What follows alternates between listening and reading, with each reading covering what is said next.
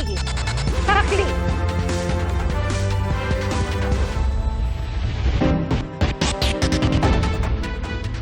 Nauwi sa walkout ng mga taga-minorya ang debate sa plenaryo ng Senado ngayong gabi. Kaugnay po ito sa mungkahing amyendahan ng rules ng Senado para payagan ng remote o virtual na pagdalo sa sesyon. Git po ng ilang taga-minorya, mismong Senado ang lumalabag sa sariling rules nito. Saksi si Ian Crew. Mainit ang diskusyon ng talakayan sa Senado kanina ang mosyon ni Senador Rodante Marcoleta na baguhin ang rules para mapayagan ang remote o virtual na pagdalo sa mga sesyon ng Senado. Nauwi ito sa pag-walkout ng minority senators. Common sense, hindi naman tayo tanga, journalist tayo, di ba? Common sense. Give way, guys. Give way, please. BS. Give way Kung po. ano yung mga rules. Sir, give way po. Tayo. Hindi tayo lokohin. Palabas, sir.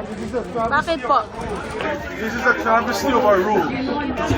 Binabraso ng mga kasamay sa Congress. Sir, bakit po kayo nag-walkout? Kasi mali yung gagawin nilang pagboto eh. Mali ba kayo sa mga rules? Mali yung proseso. Wala pa ng debate sa substance. Bakit po sa tingin nyo gusto nilang mangyari ngayon yon? Hindi na tayo umabot sa pag-discuss, debate sa substantive kasi hindi nila sinusunod yung sariling rules. Noong May 11, pagpasok ni Senador Bato de la Rosa at pagpalit ng liderato ng Senado, nagmosyon si Senador Marcoleta na amyendahan ng Rule 14 at magdagdag ng paragraph sa Section 41 para payagan na makadalo at makalahok sa sesyon sa pamamagitan ng teleconference, video conference at iba pang virtual and electronic means ang isang senador. Ngayong gabi, sinabi ni Acting Majority Leader Joel Villanueva na ibinabalik na sa plenaryo ang pagpapasya sa mosyon ni Marcoleta na unang na-refer sa Committee on Rules.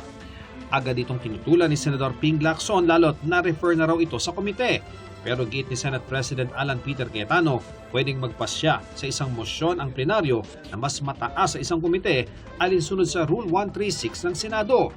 Tutol dito si Senador Kiko Pangilinan at kaisa niya si Senadora Risa Ontiveros na sa Lunes pa pwedeng pagbotohan ng mosyon ni Marcoleta dahil ngayon lamang daw nagmosyon si Marcoleta matapos ibalik sa plenaryo ang mosyon niya noong May 11.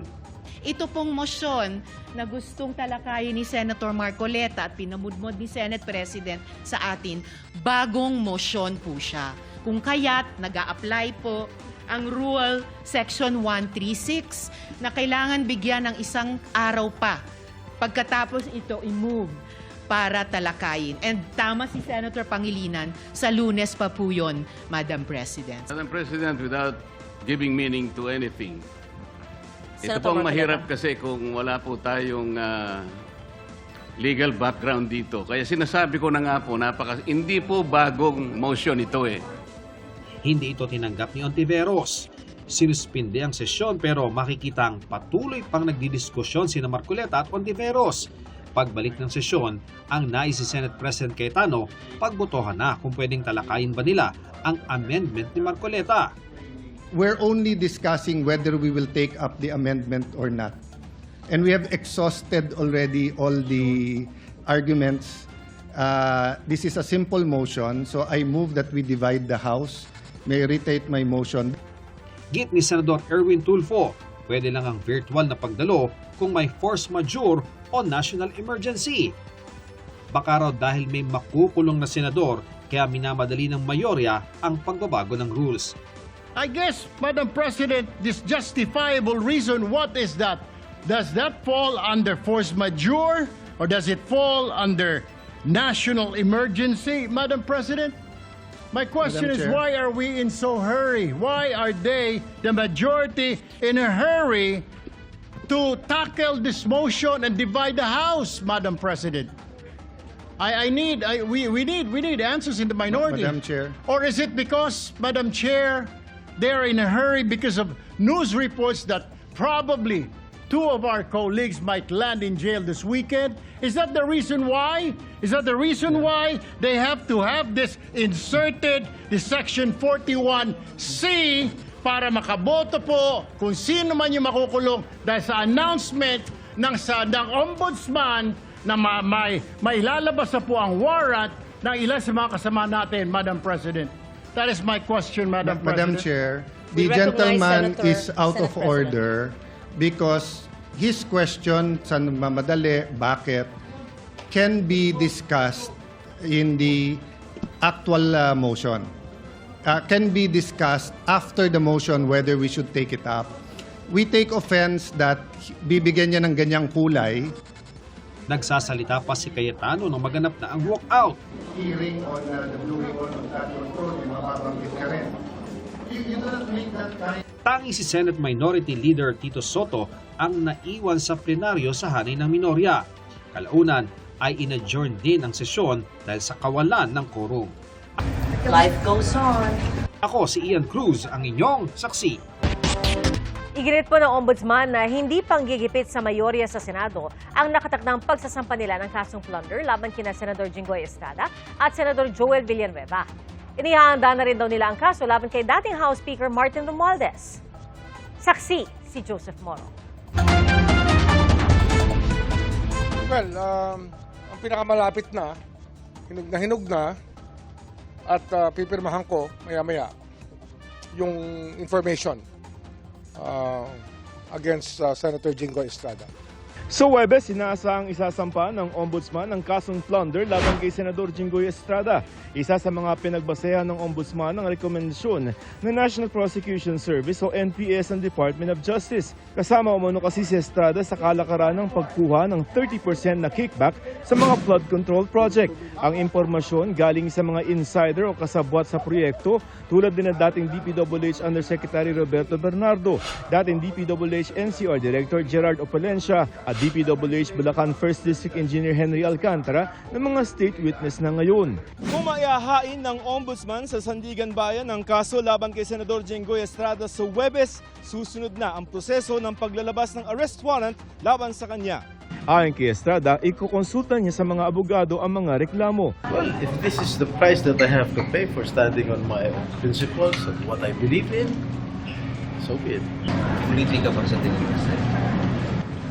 Your guess is as good as mine. Tumanggi siya magkomento ng tanungin kung itinuturing niya bang panggigipit ang inihahandang kaso. No comment. Basta ang alam ko, ang sabi na LBR Rambo, wala akong insertion. Katulad ng sinasabi nila, ang first Blue Ribbon Hearing Committee, or yung binulgar ni Bryce Hernandez sa House na meron ako insertion. Nagkataon na dito sa LBR Rambo, wala silang record na ako ay may insertion ng ganong halaga.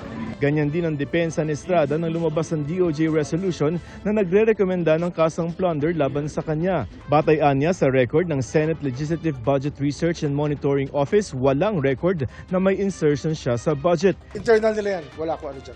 Kasunod ni Estrada, si Senador Joel Villanueva naman ang nakatakdang kasuhan ng Ombudsman. Baka 2 linggo pa. Yan ang isang hinug na rin. Ngunit kinakailangan kasi puliduhin ang gusto yung pagkakalahad ng impormasyon at ng ebidensya na kasama nito. Plunder rin. Sinubukan naming makuna ng pahayag si Senador Villanueva. In 2 weeks daw, sabi ng Ombudsman. Bukod kina Estrada at Villanueva na parehong majority senators, merong 9 hanggang 10 senador pa ang iniimbestigahan ng Ombudsman kaugnay sa flood control projects pero hindi pinangalanan. Pero itinanggi ni Remulla na ginigipit nila ang mayorya sa Senado. May hinaharap ding reklamo si Majority Senator Rodante Marcoleta pero para sa mga hiwalay na reklamong plunder, indirect bribery at paglabag sa batas laban sa pagtanggap ng mga regalo ng mga pampublikong opisyal. Dahil yan sa umunay pagtanggap niya ng donasyong 75 million pesos mula sa ilang individual. Lahat ng ebidensya dito galing ni sa kanya. Sa sinasabi niya sa COMELEC, sa mga kanyang pag-amin. Pero sir, hindi sila sinisingle out yung majority? Hindi nyo pinapahirap? Hindi. Ano yan? Ang trabaho ng Ombudsman, lahat eh. Iniimbestigahan din si dating Senate President Francis Chisa Escudero kasama ang ilang kongresista tulad ni dating House Speaker Martin Romualdez. Ayon kay Remulla, 2 kaso ang inihahanda laban kay Romualdez. Isa pang money laundering case na mabigat. At of course, yung the grandest case of them all, itong pinakamabigat na kaso dyan, the conspiracy to defraud the treasury. Yun talaga yan, sa pamamagitan ng budget. first time to gagawin sa kasaysayan ng Pilipinas na magkakaroon tayo ng ganitong klaseng kaso. Kaugnay ito sa 2024 at 2025 national budget, partikular ang pagpasok umano ng flood control budget sa small committee. Pero pinahihirapan umano sila ng Committee on Appropriations. Pinapasapi na namin yung record sa small committee at the Committee on Appropriations at ayaw nila ibigay. Ang hinahanap mo rito, yung amendments na wala man sa record na yung in-insert na lang sa loob ng final version ng budget. Wala pang tugon dyan si House Committee on Appropriations Chair Micaela Swansing. Ako si Joseph Morong, ang inyong saksi. Sinisikap din namin makuha ang panig ni dating House Speaker Martin Romualdez kaugnay sa mga inihahandang kaso ng Ombudsman laban sa kanya. Pero dati na pong didepensahan ni Romualdez ang sarili at iginiit na hindi siya ang mastermind sa issue kaugnay ng budget. Samantala, naglabas ang Sandigan Bayan 7th Division ng precautionary hold departure order laban kina Senador Rodante Marcoleta, dating Congressman Mike Defensor at 2 iba pa. Kaugnay pa rin ito ng reklamong plunder dahil sa pagtanggap umano ni Marcoleta ng 75 milyong piso mula kina Defensor, Joseph Espiritu at Aristotel Baluyot Viray noong 2025. Sa pagdinig ng Sandigan Bayan, sinabi ng Ombudsman na flight risk ang apat dahil may pera sila at may kakayanang umalis sa Pilipinas at manatili sa ibang bansa. Hindi muna nagbigay ng payag si Marcoleta kaugnay sa PHDO. Pero dati nang sinabi ni Marcoleta, nasasagot siya sa tamang forum. Dati na rin niyang sinabing ang investigasyon laban sa kanya ay paraan umano para patahimikin siya. Sinisikap po naming makuha ang payag ng 3 pang individual na inisyuhan ng PHDO. Inirekomenda ng Board ng Firearms and Explosives Office ng PNP na kanselahin ang lisensya ng mga baril na nakarehistro kay Senador Bato de la Rosa. Ang Department of Justice nanawagan sa Senador na sumuko na. Saksi si Maki Pulido. Ang rehistro para sa 118 baril na nakapangalan kay Senador Bato de la Rosa pinakakansela na ng NBI. Sumulat na sila sa PNP para rito. Hiling nila sa PNP iutos sa senador na isuko ang kanyang mga armas sa loob ng 48 oras at makipag-ugnayan sa lahat ng PNP unit, kabilang ang mga pulis sa Davao Region para sa agarang pagkumpiska sa mga ito. Kanina inirekomenda ng Board of Firearms and Explosives Office ng PNP ang kanselasyon ng lisensya at registration ng mga baril ni De La Rosa. The ground is under Section 4G of the law of the RA 10591. That is, there is a pending criminal case where the imposable penalty is more than 2 years. And we all know that the crime has more than that. Ayon sa FEO, posibleng ngayong linggo lumabas ang desisyon ng kanilang hepe tungkol dito. Hindi nila idinitalye kung ilang baril ang nakarehistro sa senador. Kung sakali siya hindi niya i-surrender at hindi ko wala siya i-file, anong mangyayari sa The team coming from our FEO or CSG will proceed to the address given for the confiscation. Itinuturing ng NBI na armed and dangerous ang tinawag nilang puganteng senador. Sa isang pahayag, pinalagan ito ng abogado ni De La Rosa na si Attorney Jimmy Bondoc. Wala raw kahit anong patunay na armed and dangerous ang kanyang kliyente. Tuloy ang paghahanap ng mga otoridad kay De La Rosa batay sa mga impormasyong hawak ng DOJ na sa Pilipinas pa ang senador. Kaya nananawagan sa kanya si Justice Secretary Frederick Bida na sumuko na. Siya po'y incumbent senator. Siya po'y dating chief PNP. Magtulong-tulong po tayo na buhayin yung proseso ng rule of law. Heed the call of the rule of law. Alam niya na pag may arrest warrant, dapat sineserve at dapat sumusunod.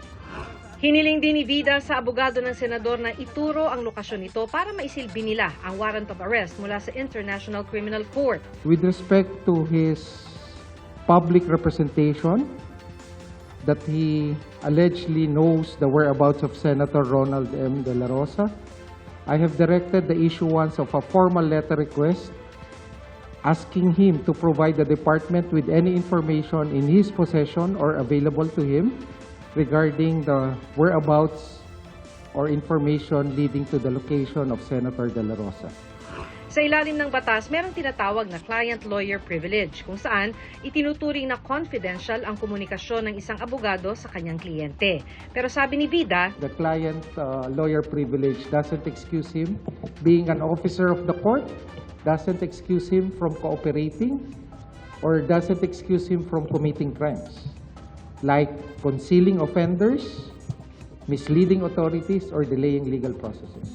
Pero sabi ni Atty. Bondoc, walang impormasyon ng buong legal team kung nasaan si De La Rosa. Hindi rin daw nila gustong malaman kung nasaan siya para daw magampanan nila ng maayos ang kanilang tungkulin. Nauna nang ibinasura ng Korte Suprema ang hiniling ng kampo ni De La Rosa na temporary restraining order at status quo anti-order laban sa pag-aresto sa kanya. Sa 18 mahistrado, 9 ang pumabor na ibasura ang petisyon ni De La Rosa, 5 ang kontra sa desisyon at 1 ang hindi bumoto. Sa concurring opinion ni Justice Alfredo Benjamin Caguioa, sinabi niyang hindi dapat sagipin ng korte ang isang personalidad, lalo na isang public officer na humarap sa kasong mass murder na kailangang may dala sa ICC. Hindi raw dapat magresulta ang mga aksyon ng korte para protektahan ang mga nasa kapangyarihan.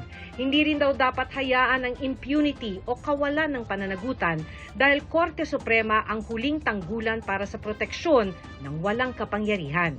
Sabi pa ni Caguioa, malinaw daw na hindi kailangan ng hiwalay na warat mula sa isang hukom sa Pilipinas para ipatupad ang pag-aresto sa mga kasong hawak ng ICC, taliwas sa argumento ni De La Rosa. Ipinunto naman ni Senior Associate Justice Marvic Leonen sa kanyang separate concurring opinion na inukupa ni De La Rosa ang pinakamataas na posisyon ng institusyong inatasang protektahan ng mamamayan, pero batay sa mga alegasyon ay naging sentro ng programa sa mga pagpatay sa bansa. Hindi rin daw maaring hinging suspindihin ang operasyon ng batas sa ngalan ng patas na pagtrato nang hindi isinasaalang-alang ang anyay voiceless dead. May mga judicial remedies naman daw sakaling maaresto si De La Rosa. Ang ilan dito ipinunto rin ni Associate Justice Rodil Zalameda sa hiwalay niyang concurring opinion. Kung sumuko raw si De La Rosa sa ICC, maaari itong humingi sa ICC ng interim release o ibang provisional liberty tulad ng nakasaad sa Rome Statute. Sa dissenting opinion naman ni Justice Ricardo Rosario, sinabi niyang umatras na ang Pilipinas sa Rome Statute noong March 17, 2019. Kaya anumang warrant na inisyu matapos nito ay may tuturing na paglabag sa soberanya ng bansa. Sabi naman ni Justice Ramon Paul Hernando sa kanyang dissenting opinion, walang domestic judicial process na pinapayagan ng pag-aresto o pag-surrender kay De La Rosa. Ako si Maki Pulido, ang inyong saksi. Napaismit si Pangulong Bongbong Marcos nang tanungin tungkol sa alegasyon ng kapatid niyang si Senadora Amy Marcos na may planong hindi magkaroon ng eleksyon sa taong 2028. Sir, statement on the Noel? Your sister said that you wanted a no election scenario. I wanted a no election Allegedly, sir. Nangyari po yan bago umalis ang Pangulo para sa kanyang state visit sa Japan. Isa sa inaasahang tatalakayin doon ang pagpapaigting ng kooperasyon sa depensa ng dalawang bansa sa gitna ng tensyon sa West Philippine Sea. Pagdating sa Japan, nakisalamuha muna ang Pangulo at si First Lady Lisa Araneta Marcos sa Filipino community. Isang resolusyon ang inihain sa Senado para imbestigahan ang pagguho sa ginagawang gusali sa Pampanga. Itinigil na ang search and rescue operation na hindi matanggap ng mga kaanak ng mga nawawalang biktima. Saksi si Marizo Mali. Tapos ang pagguho ng ginagawang gusali sa Angeles, Pampanga, kalat pa rin ang mga metal barred scaffolding na hadlang sa sinasagawang retrieval operation. Gumamit na ng crane para makaakyat ang 2 tauhan ng Special Rescue Force. Mano-mano nilang pinutol ang mga scaffolding bilang paghahanda sa paghatak ng heavy equipment sa naglalakihang tipak na semento at mga batong nakadagan sa mga biktimang pinaniniwalaan na sa ilalim pa ng guho. They are still bodies that they need to be respected and protected po. Magiging cautious pa rin po tayo sa paglalabas sa kanila. Bibigyan po muna natin ng opportunity na yung pong heavy equipment makagalaw. Mano-manong pagpuputol ng mga scaffoldings. Bago mag-alas 8:30 kagabi, itinigil na ang search and rescue operation. Yan ay matapos makita sa final testing gamit ang life locator ng Pasig City LGU na wala ng signs of life sa mga apektadong bahagi. At around 7 p.m., nag-recheck kami ulit. Nag-decide na ako na no life detected. Kinausap ko na po ang K9 na i-confirm ko na po mabuti. Ang mga kaanak naman ng mga biktimang hindi pa nare-recover naghihimutok. Ramdam ko pong buhay pa yung mga tao dyan, may mga survivor pa po dyan. Kami yung pamilya, kilala namin yung pamilya namin na nandyan na matatag sila dyan. Huwag po silang magbibitaw ng salita na wala ng mga buhay yung tao dyan. Yung mga pandetect nila, mga scanner nila, 100% po bang legit yan? Nanluho po ako kasi po malaki po yung pag-asa namin eh. Ramdam po namin kasi po meron pong isang video na nagsend. Nakita po namin yung pong ilalim, may maluwang pa eh. Napakasakit po talaga ma'am, napakasakit.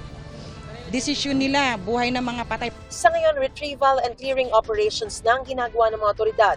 Paliwanag ng mga otoridad, hindi lang ito desisyon ng iilang tao, kundi consensus ng mga eksperto. Hindi po kami sumuko. Actually, yung last signs of life na binabanggit po namin, lahat po kami noon nagpe-pray sana positive. Kasi bilang responder po, kami po hindi din po masarap sa pakiramdam yung parang pakiramdam namin, hindi namin nagawa yung part namin.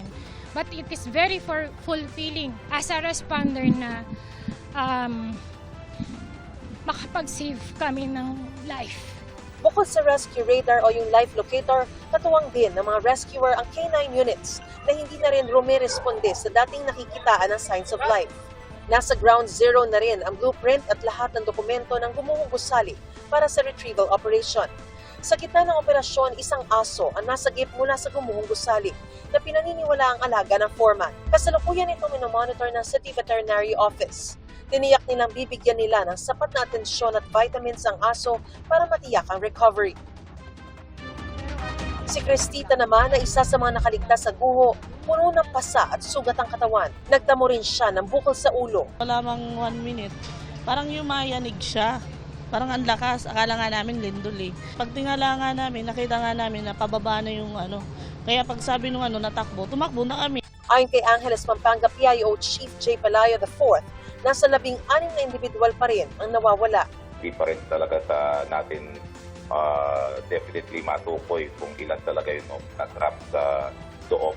Nag-base pa rin tayo dun sa initial na binigay na listahan ng mga personnel from the site engineer. Ito po yung parang ginagawang basihan para sa payroll ng mga construction workers na naka-duty sa mga araw na yun. Sa ngayon, hindi pa raw nakikipag-ugnayan sa kanilang may-ari o contractor ng gumuhong gusali. Panawagan niya sa mga ito. Show up and cooperate with the authorities.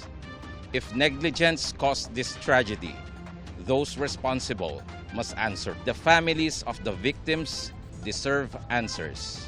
The public deserves accountability. Nananawagan din ang mga kamag-anak ng mga nasabing biktima sa may-ari ng gumuhong gusali. Sana po magkaroon man lang po siya ng kahit konting usay-sarap. Sinisikap pa rin naming makuha ang panik ng contractor ng gusali. Nagpaabot naman ang tulong pinansyal ng DSWD para sa mga nakaligtas sa guho, pati na rin sa mga kamag-anak ng mga nasawi. Magbibigay rin daw sila ng livelihood support para sa mga apektadong trabahador na planong bumalik sa kanilang mga probinsya. Isang resolusyon naman ang inihain ni Senador Kiko Pangilinan para imbestigahan ang pagguho. Samantala, isinailalim sa isang buwang preventive suspension si Dole Region 3 Director Geraldine Panmilio. Ako naman po bilang public servant ay ready to face po kung anuman ang kahihinat na nito dahil ako po ay siguradong-sigurado sa ginawa po namin na trabaho. Ako si Mariz Umali ang inyong saksi. Pinabulaanan ng ilang leader ng Kamara ang alegasyon ni Senadora Amy Marcos na gusto ng ilang senador at kongresista na baguhin ang konstitusyon at huwag magka-eleksyon sa 2028. Wala kaming narinig na ganyan, walang napag-usapan. Kapag ang mga impormasyon ay hindi natin pina-validate, nagkakaroon ito ng komplikasyon, no? Kasi nakukuryente yung ibang tao. Naniniwala si Congresswoman Janet Garin na posibleng paglilihis ito sa gitna ng nalalapit na impeachment trial ni Vice President Sara Duterte. Kasama sa mga pinanglanan ni Senadora Marcos, si South Cotabato 2nd District Representative Ferdinand Hernandez, na ayaw ng patulan ng anyay mga spekulasyon at chismis. Pinanglanan din si House Speaker Faustino D. III na sinisika pa naming makuha ang pahayag. Para iwas aksidente, pinagtatanggal ang mga sala sa labat na kable sa ilang bahagi ng Pasig. Saksi, si Bernadette Reyes. Nakasanayan na marahil ng mga residente ang spaghetti wires na ito sa Mangga Avenue Corner Ati Street, Barangay Kalawaan, Pasig City. Ang mga kableng takaw, sunog at disgrasya, maingat na tinanggal ng Meralco bilang bahagi ng kanilang anti-urban blight campaign. We are really serious in enforcing what is needed to be enforced in order to put things in order. At hindi lang po dito sa area na ito, as you know, it's the entirety of the city of Pasig and even beyond. Pinatawag din namin lahat ng telcos na sabi namin, susuportahan namin yung Meralco dito kasi hindi pwedeng habang buhay ay ganito ang sitwasyon ng mga spaghetti wire natin. Gaya ng sala sa labat na kawad, kawing-kawing din ang problema ng taga Quezon City na si Rosemary. Dagdagan pa kung paano babayaran ang lumobong bill ngayong buwan. Ito lang month ng May, tumaas. Tumaas siya ng more than 2,000. Siguro dahil sobrang init, kaya sabay-sabay ang gamit ng electric pan. Ayon sa Energy Regulatory Commission o ERC, talagang tumataas ang bayarin kapag tag-init. That has always been the trend. Every time na may mga alerts, tumataas yung rates. But there are mitigating measures naman. There has always been an increase in electricity rates during summer months. Kasi mataas yung demand and then if may outages, doon po nagkakaroon ng problema sa supply. Pag-aaralan daw ng ERC kung kaya pang i-extend ang suspensyon sa paniningil ng Green Energy Auction Allowance o GEAOL na pondong ginagamit para sa pag-develop ng renewable energy project sa bansa. Bernadette Reyes, ang inyong saksi. Aminado ng ibang party list representative na napagsamantalahan ng ilan nilang kasamahan ang party list system sa bansa. At sa pag-aaral ng Philippine Center for Investigative Journalism o PCIJ, lumabas na kalahati ng mga party list representative na bibilang sa political dynasty. Saksi, si Mark Salazar. May 64 na kinatawan ngayon sa Kamara mula sa samot-saring party list na kumakatawan sa iba't ibang sektor. Pero sa pagsusuri ng Philippine Center for Investigative Journalism o PCIJ, lumalabas kung paano nagagamit ng mga political families ang party list system para palawakin ang kanilang kapangyarihan sa Kamara. Ayon sa PCIJ, isa sa bawat 4 na party list representative sa 20th Congress ay may kamag-anak na mambabatas din. At ayon pa sa pag-aaral ng PCIJ, sa 64 na party list representatives ngayon, 32 o 50% ang nabibilang sa mga maituturing anilang political dynasty.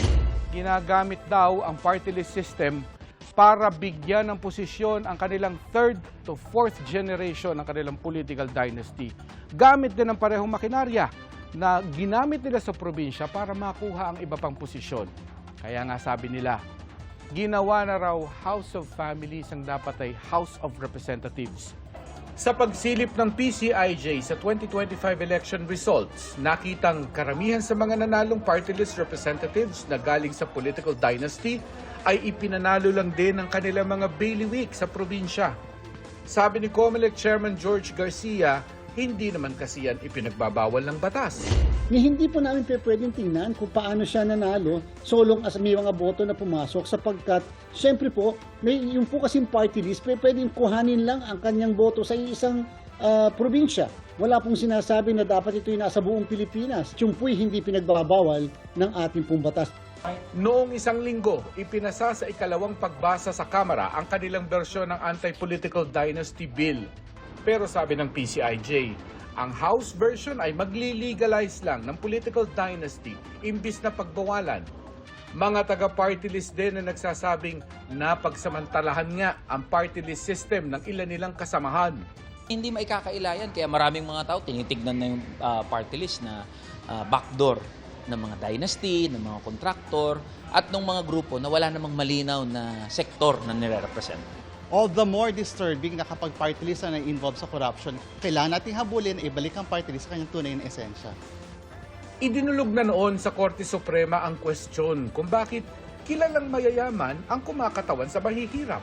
Ang korte ang nagsabing kahit sino ay pwedeng kumatawan sa isang advokasya. Tumangging humarap sa aming kamera ang mga pinuno ng Party List Coalition, pero nagsabi silang may ikinakasa silang bill na magre-reforma sa party list system. Kung lulusot ito sa 20th Congress, magkakaalaman. Ako, si Mark Salazar, ang inyong saksi.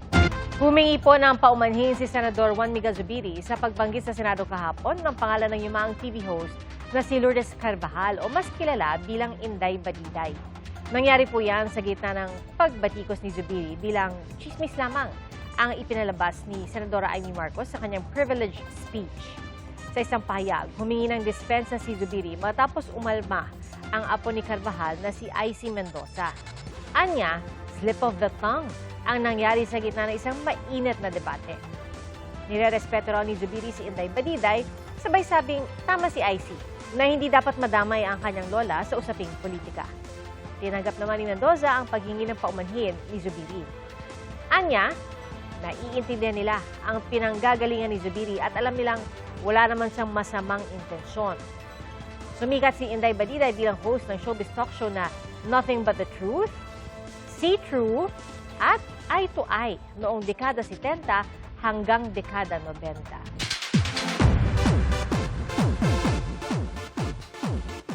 Big winners sa 52nd American Music Awards ang global superstars na BTS.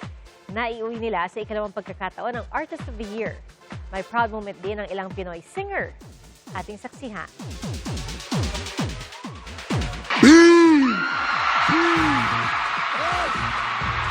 Isa na namang crowning moment para sa K-pop kings ng BTS. 3 awards ang kanilang inuwi mula sa 2026 American Music Awards.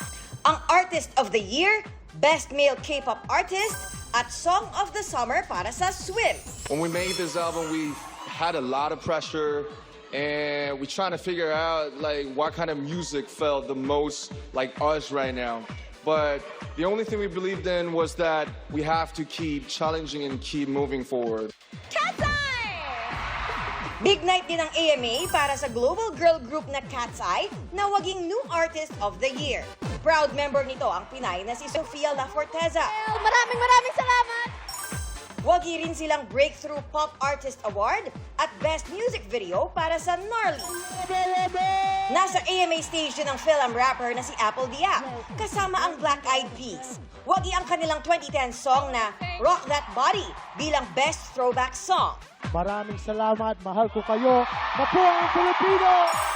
Di pa rin tapos ang Golden Fever dahil panalo ang K-pop Demon Hunter song bilang Song of the Year. Ito rin ang Best Pop Song at Best Vocal Performance. Best Soundtrack naman ang pelikula. Si SZA ang Best Female R&B Artist. Big 3 awards din ang nakuha ni Sabrina Carpenter. Ang Album of the Year, Best Female Pop Artist, at Best Pop Album. Best Male Pop Artist si Justin Bieber at Best Male R&B Artist si Bruno Mars na wagiring Best R&B Song at Best R&B Album. Ako si Athena Imperial, ang inyong saksi. Salamat po sa inyong pagsaksi. Ako po si Pia Arcangel. Ito ang GMA News. Walang kinikilingan, walang pinoprotektahan. Noon at ngayon, serbisyo. Totoo. Hanggang bukas, sama-sama po tayong magiging saksi!